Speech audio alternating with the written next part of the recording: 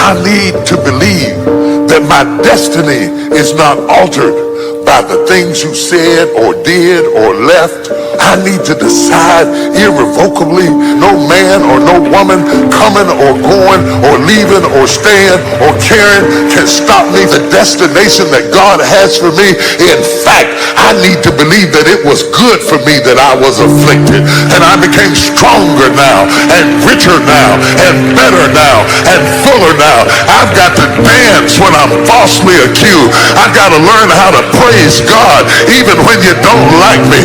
My defense is to believe God. God made it good. To God be the glory. You threw me in the pit. You put me in prison, and I landed the Prince of Egypt. I still got to where I was trying to go. Greatness is in your imagination. Don't forget about your imagination. Faith is the substance of things hoped for and the evidence of things not seen. Faith is the substance of things hoped for and the evidence of things not seen. I know this friend of mine who has been working on a job where she's been miserable for a long time. She was miserable on the job and how she was so unhappy. So I said, if it's causing you that much pain, I say, why don't you just quit and do something else? She said, I would, but. So I started talking to other people and I would ask them what they were doing. Why aren't you doing what you really want to do? Oh, I can do it, but. And they would continue on. And one day, I'm going to have my own business. Those people who talk about one day I'm going to. Some of y'all know some of those one day I'm going to people. Raise your hand. That's what happened to Gideon. He defeated the Midianites. Overnight, he became a mighty hero.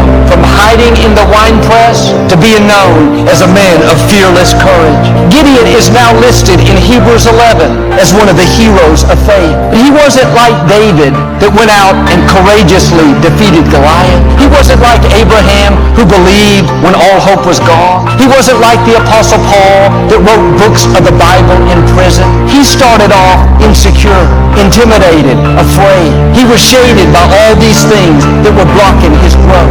God was showing us it's not where you start, it's how you finish. Where you are is not your destiny. There's still time to become a Gideon. You can come out of the fear, the doubt, the guilt, and step in to who you were created to be, a mighty hero, a history maker. Now quit believing those lies that you've reached your limits, you'll always struggle, you've been through too much, it'll never work out. Come out from under that shade. That's limited you long enough. God is ready to show out in your life, to do things that are unusual, uncommon, out of the ordinary, to take you where no one in your family has gone. And sometimes the reason we're in the shade is that's what we saw modeled growing up. We were raised by people that were negative, insecure, lived guilty, dysfunctional. Now that's normal to us, but that's not who you are.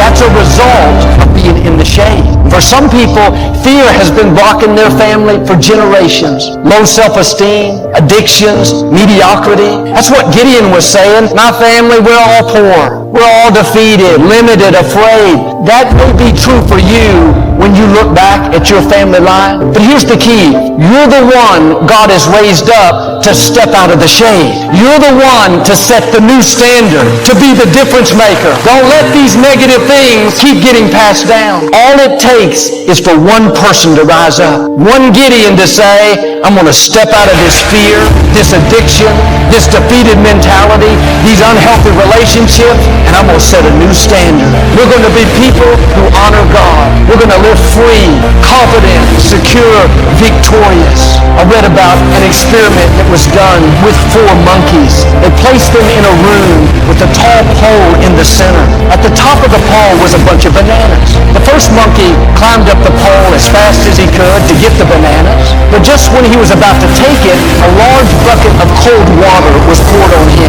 He scurried down the pole as fast as he could. Didn't want to have anything to do with those bananas. In a few minutes, another monkey climbed up the pole. Same thing happened. The bucket of cold water was poured on him. He turned and ran back down. Over time, the other two monkeys tried, but once again, they were doused with water, came running down. Day after day went by, even though those monkeys loved bananas, none of them would go up the pole. At one point, the researchers removed one monkey and replaced it with a new one. When it started going up the pole, the other three monkeys grabbed hold of it and pulled it down, wouldn't let it go up. This happened time and time again. Finally, this new monkey gave up, didn't try anymore. The researchers brought in another monkey and replaced one of the original. Same thing, they pulled him down. They brought in two more monkeys. Now none of the original monkeys were in the room, but they wouldn't let any monkey go up the pole. Eventually the room was filled with dozens of monkeys. None of them had ever felt the cold water, but not one of them would climb the pole. They didn't know why. They just knew they weren't supposed to have those bananas. Sometimes we're like these monkeys. We don't know why we can't accomplish a dream, why we can't be successful, get out of debt, break the addiction. All we know is nobody in our family ever did it. They lived in the shade. They let fear, insecurity, limited thinking block their growth. Now we're in that same shade. Anytime we try to move forward, there are people telling us what we can't do, how it's not going to work out. It's easy to accept it, learn to live with mediocrity. This is just who we are. No, quit letting people talk you out of your dreams. It may not have happened for them, but you're a mighty hero. It's going to happen for you. Go get your banana. This is a new day. God's favor is on your life in a new way. He's called you to set the new standard, to take your family to a new level. I met a young man after the service. He had just graduated from college. He was so excited. He was the first one in his family to ever get a degree. But when he told his family he wanted to go, no one encouraged him. In fact, they said, we're not college material. Granddaddy didn't go. Great-granddaddy didn't go. We're not made for that kind of work. Like those monkeys, they were trying to pull him down and didn't even know why. The young man not only graduated at the top of his class as a chemical engineer, but a company has already hired him.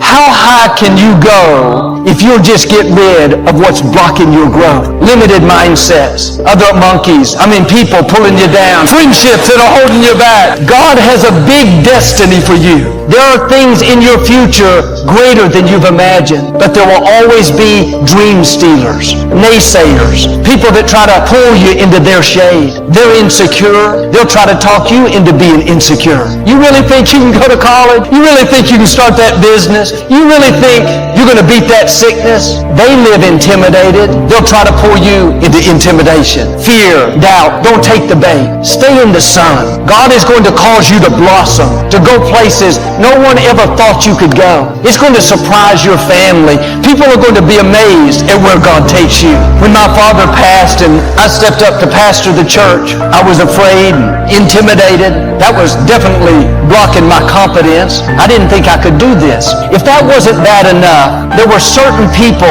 I overheard said, he's not that good. I don't think he'll make it. He's too quiet. He's not experienced enough. Even though I halfway agreed with them, something rose up on the inside of me. I thought, you don't determine my destiny. You don't know what God has put in me. My attitude was, I'm already in my own shade. I'm sure not coming into your shade. And part of the reason I believe I succeeded was simply to show them that they were wrong. They meant it for harm, but God used it to light a fire in me to create a greater determination, a greater resolve. I wasn't about to let their shade, their negative comments limit my life. Like Gideon, I felt weak, inexperienced, unqualified, but I could hear God whispering, Joel, you're a mighty hero. It's your time to shine. You have what you need to fulfill your destiny. Anytime you try to go forward, there will be opposition, naysayers, people that try to pull you into their shade. Don't take their bait. The fact that they're trying to discourage you is a sign you're about to step into a new level of your destiny. Is there something blocking your growth? Unhealthy relationships, negative words that were spoken over you, limited thinking. How high could you go if you would make some adjustments. Don't stay a 5-foot cactus when you were created to go 30 feet tall. Make a decision that you're going to come out from under that shade. If you'll remove what's limiting your growth, you're going to bloom. You're going to blossom, see favor, courage, the boldness to accomplish what God put in your heart. I believe and declare, like Gideon, a mighty hero is about to emerge. The power of the Most High is going to come on you in a new way. You're going to rise higher, overcome obstacles.